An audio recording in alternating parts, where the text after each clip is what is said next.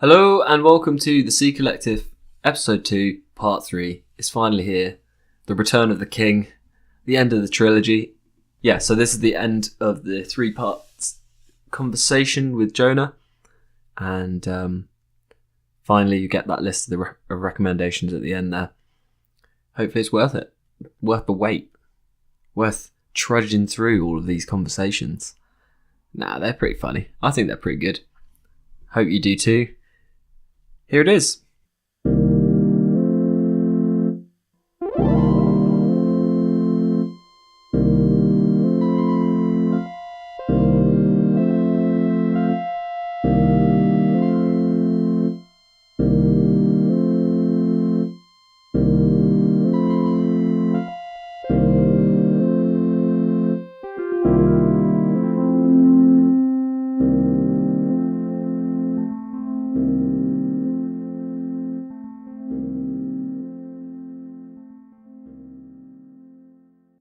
Yeah, someone was telling me, I think in the last few days, about this Japanese concept of beauty where it's the suggestion of something. So I can't remember, I think it was like the word is ma or something. Yeah. And it's the idea of something being finished but not actually finished, you know? It's like it's an incomplete work.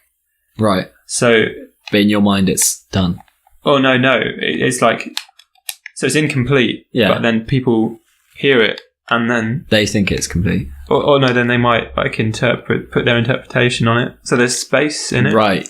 You know? Yeah. So say I might write a song... Leaving something to the imagination kind of thing. Yeah. So say if I write a song, some chords on the piano or something, and then I put loads of like weird sampley stuff on top, but then I take out the chords and I just have the weird sampley stuff, and then people listen to that and kind of think, "This is it." You know, I guess it's more of an interactive experience. You know, they kind of think, "What's going on here?" Right. So they're filling in the gaps. Yeah. So it kind of demands a bit of attention. Yeah. I think music that demands a bit of attention is more fun. I think there is a lot to be said for kind of background ambient stuff. Yeah. But I think the idea of I want something to grab me, you know. Yeah, but I think like something not being finished doesn't necessarily mean that it won't grab you. No, true. Like, I think it's just this idea of space, empty space. Yeah. You know, like there's like a famous Japanese painting, I think, that is like it was representative of Japanese culture merging with European culture. Because of the perspective, and it's just like a blank sheet of paper, like a blank wall of paper, right? And a crack going into the distance, you know, like cracked ice. Oh, right. And it kind of suggests like so many different things, you know, like impermanence and all that kind of thing. And it's this idea that the artwork is this is the crack in the ice, you know, and the space is kind of like. But the blank space is the majority of the work. Right. So you just kind of get the kernel of the idea of whatever. Yeah. And then what you actually see, but you actually see the whole picture, and it's like it's almost becomes like a different thing. You say more by choosing choosing your message more carefully in context with its surroundings, I guess. The contrast almost like. You know, like see what the sound says in context with silence. Right. That's quite an interesting way of looking at it, I think. Yeah. I think it can't, because Japanese music I find it really strange. Is a completely different approach, and it's almost more about contrast than constructing like a song in the Western sense. In our sense of tradition. Yeah. Is it dissonant? Is that? It's not dissonant. Is that the word? It's kind of different. It takes some getting used to. Well, who are some? Because I'm familiar with like Hiromu Hosono. Yeah. And Shigeo Sakito. Big fan of those guys. Yeah, very ahead of their time as well. All these names, like obscure names. Yeah, people listening to this are going to be like, who are these?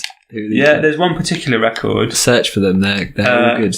by, like weirdly, she's called Yoko Uono. Not like Yoko Ono. Different Yoko person. Ono, but with a U in front of Ono. Yoko Uono. And Uono. what's she saying? What's she about? And it's cool stuff. It's like the way she approaches melody are kind of pretty original. Yeah. And she does quite a lot of traditional Japanese choral stuff. Choral stuff. Yeah, or like influences of that. Yeah. Yeah. And if you listen to it, I think you'll kind of like understand what I mean by the approach to songwriting being completely All right. different. Yeah, that sounds good. Yeah, and like the original Ghost in the Shell soundtrack is amazing. Oh, who did that? I forget the guy's name. He's like he looks like a proper hair metal guy. But it's a really, really subtle soundtrack. Did you watch the new remake of it, the film? No, I didn't actually. Oh, okay. Did you? I did. Yeah. I think it was kind of entertaining. But I thought maybe it was a bit corny. My friend in Birmingham, who's really into his anime and stuff, and he was pretty not impressed by it, I think. No, it looks kind of like aesthetically pleasing. Yeah, it was. Yeah, having not really having seen original Ghost in the Shell. Yeah, I was like, yeah, this is all right. This is not a bad film, you know. But Scarlett Johansson. Yeah. She plays quite a lot of like non-human characters, or like aliens and is she the one robots. in Under the Skin? Yeah. Yeah. Did you like that? What did you think of it? You liked it? Yeah, it's like it's one of those things. It was very slow, wasn't it? Yeah. So the ending was really cool, but it took a while. It's like one of those albums that you have to listen to a few times, and then the first time you listen to it, you kind of think what's going on. Yeah. And then you find yourself kind of like drawn back to it. And I think I understood it. I just thought it was maybe the pace or like the I don't know. It seems maybe it was intentional. I mean, it's quite silent. It's quite quiet film, isn't it? There's not. Yeah. Apart from the scenes where she takes the men back into the. Oh, that bit when the guy gets his. He sort of, I don't know what she's doing to them, sort of sucking their energy out or whatever, and that guy just becomes a kind of skin bag. It's quite full on, quite full on. Do you like other? Are you into other anime? No, not really. Not really. Like when I was a kid. Yeah. I remember I got Princess Mononoke. Yeah, I like that. Out from the library. VHS. Yes. Yeah, I enjoyed that. Cassettes. Spirited Away as well. Yeah. Did you see Pompoko as well? Nah, that was good. All the raccoon dogs changing shape. Howl's Moving Castle. Yeah, cool. That was also good. Yeah, I feel like. Did you see what was the newest one? What was it? Ponyo. Did you watch Ponyo? Yeah, were you? I think we watched. Did we watch it in the cinema? Yeah. Yeah. That was 8 years ago. That was so long ago, isn't it? Yeah. That was a decent film, actually, as far as I remember. Oh, that's rubbish. I missed both times there. Yeah. It's like more of a children's film. Yeah, it was. But it was, pretty nice. If I was a child, I would have, yeah. I would like that. I'd be all over that. Yeah. Like a rash. Yeah. I watched a bit of a couple of series. Again, this is my mate in Birmingham who was kind of trying to get me into it. Uh-huh. Watched Cowboy Bebop. Oh yeah, heard of that? Heard of it. Yeah. Quite a good soundtrack. Quite a lot of like cool jazz and funky stuff. And, cool. What else? Yeah, I find there was a recent Dracula one actually. It was quite cool on Netflix. I enjoyed that a lot actually.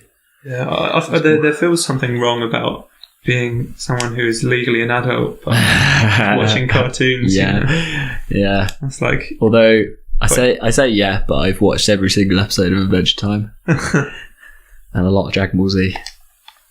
I'm forgetting the names of all the things I want to talk about. Like, there's this anime from the 70s, right? Which is like it's done it's like stop frame like artworks. I think it's like watercolor or something.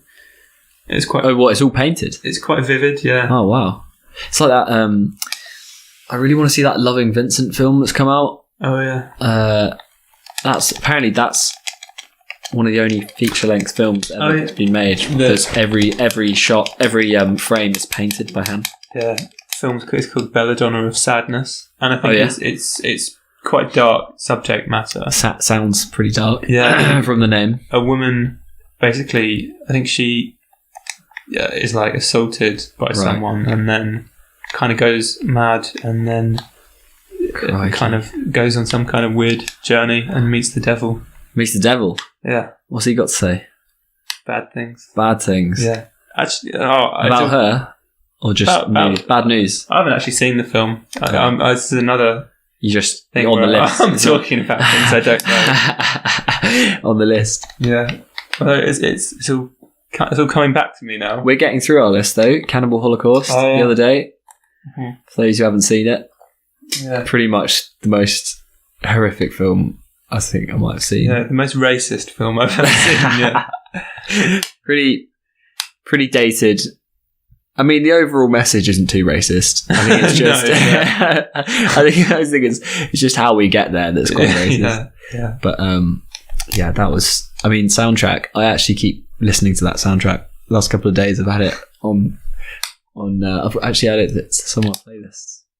Pretty beautiful stuff. Yeah. For a film that's so horrific. I felt like I'd been assaulted after watching it. More so than Mother. Have you seen that? I want to see that. I really want to see that. That is an assault on the senses. Nice. Yeah. Really full on. I finished watching it and I actually didn't know whether I liked it or not. It was that kind of film. I like that kind of thing.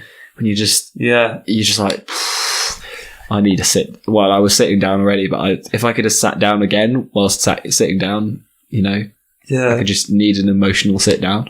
Yeah, I mean, I know you know this, but I feel like it could be a landmark on my quest to find a film so psychologically terrifying it will give me problems, for the rest of my life. You think Cannibal Holocaust is on that level? No, I mean, Mother. Yeah. I really want. It's a very.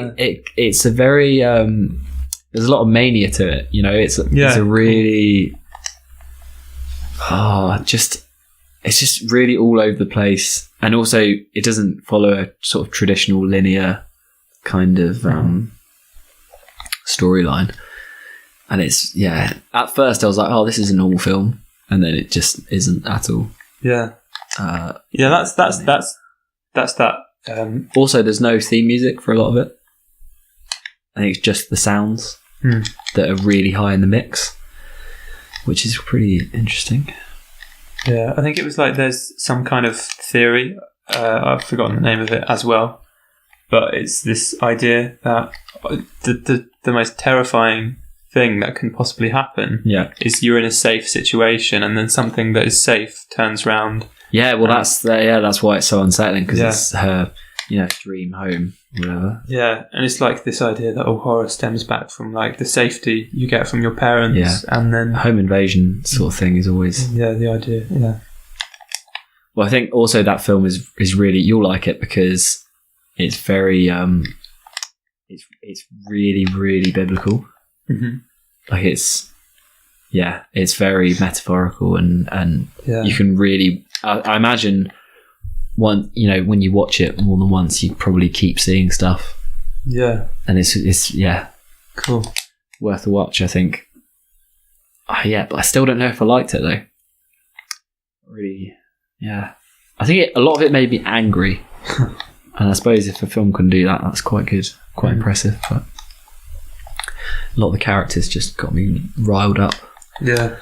You mean like they're supposed to? Yeah, they are. Yeah, I think.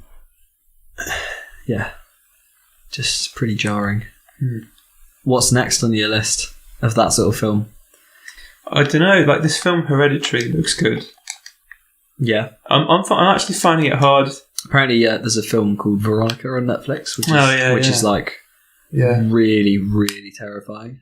Yeah, I think we could watch it after this. To be fair. Cool.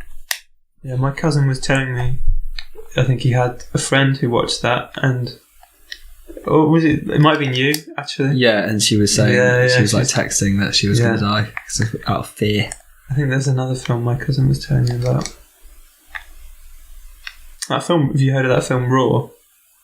No. It's like cannibalism as well. Oh yeah. Oh yeah. No, I've seen the trailer for that. Another one of those. Yeah, another cannibal film. My favourite. Yeah. I think one of the most striking things about Cannibal Holocaust, not to dwell on it too much, but I mean, I feel like it was a major life event seeing that film. And like, before I saw it, I was like, oh, nah, that's out of order, banning a film for like 20 years. But do you know what? Fair. And like,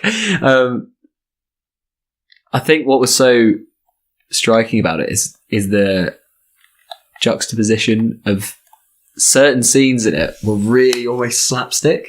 Yeah. Do you know what I mean? Like, some of it was just really, really not realistic at all. And then, with the bopping.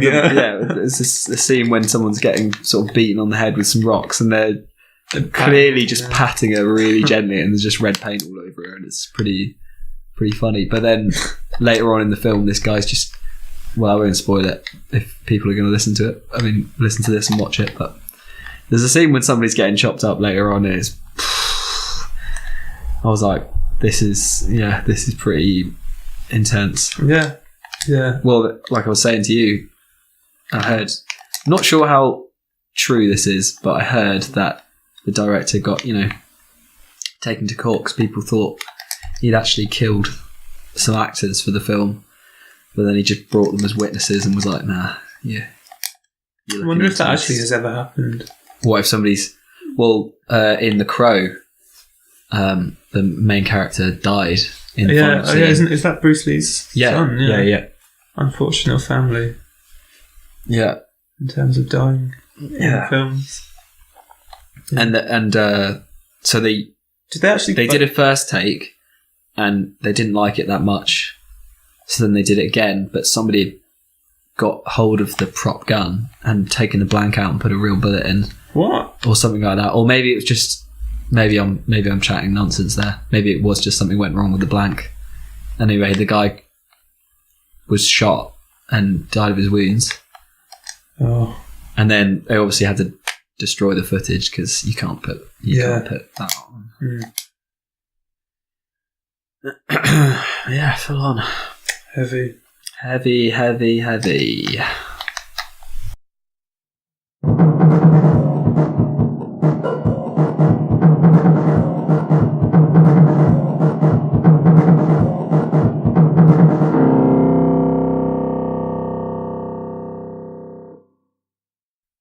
And there you have it. There's the interview with Herostratus, Jonah Hartley. Just a few little footnotes from that. Films and stuff that we mentioned: Nosferatu, The Witch, Werner Herzog, Labyrinth, David Bowie, Merry Christmas, Mr. Lawrence, Hereditary, Gerald's Game, 127 Hours, Westworld. What other films were there? Oh yeah, it was Castlevania, that Netflix animated series, not Dracula. Cannibal Holocaust, Mother, Loving Vincent, Belladonna of Sadness, The Crow. Music that we mentioned: Dead Peas on a Cake by David Sylvian, Bert Jansch, Anne Briggs, Jethro Tull, Zappa, Lumpy Gravy. In fact, we did actually go to Record Store Day together the day after recording that little chat. Unfortunately, we missed out on a couple of things. Jonah didn't manage to get his picks. Well, I managed to get the Zappa Lumpy Gravy with the Electric Symphony Orchestra in a nice burgundy vinyl. It's pretty good. Also, I managed to get my hands on that Mac DeMarco Demos album in a nice PP yellow. It's quickly become one of my favourite vinyls already, just after a few lessons. So many nice acoustic versions on there. You should definitely check it out if somebody puts it online. Missed out on Eno. Some of the other music that we mentioned: Shigeo Sakito, Hiromi Sono.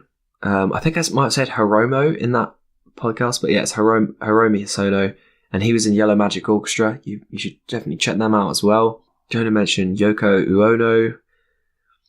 The writer of the Ghost in a Shell theme is called Kenji Kawai. So check that out if you want to. So that was a good, nice little chat with Jonah there. Pretty loose, as I said in the intro.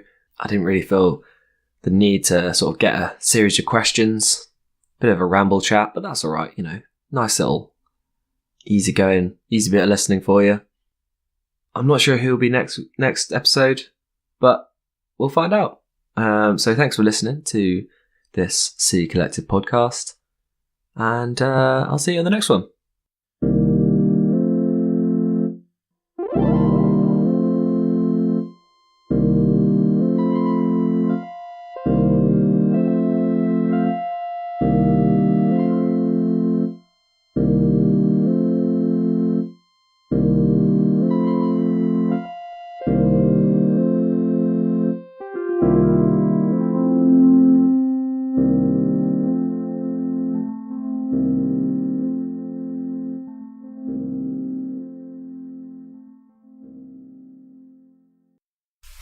Watch him just batter again. That'd be mental. That'd be really scary. I'm going to steal your shoes.